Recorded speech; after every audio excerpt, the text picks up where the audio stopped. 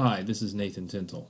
In this Learning Goal video, we're going to talk about how to calculate conditional proportions. We will use the nearsightedness and night lights data to talk about this learning goal. In this study, 172 children slept typically in darkness as infants. 18 of those 172 children were nearsighted later in life. 232 children slept with night lights on, 78 of those children were nearsighted, and finally 75 children in the study slept with room lights on when they were infants. 41 of those children were nearsighted.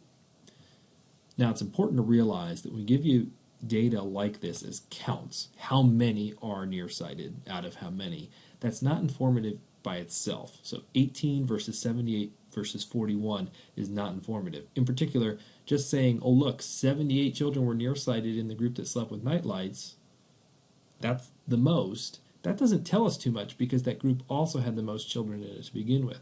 Conditional proportions are going to say how many children were nearsighted out of how many children were in that group.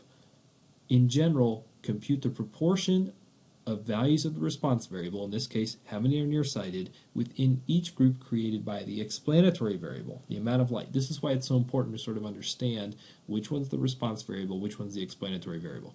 Let's see that here. If 172 children slept in darkness as infants, 18 of them were nearsighted, do 18 divided by 172, that's 10.5%. Similarly, you can compute 33.6%, 78 out of 232, and 54.7% as 41 out of 75. Computing proportions within groups is most informative. Comparing counts can be misleading, especially when there are different group sizes. One final word of caution: some students make the mistake of taking in this case it would be the number of nearsighted children and dividing by the number of not nearsighted children. You want to divide by the total in the group, not by the number in the other category.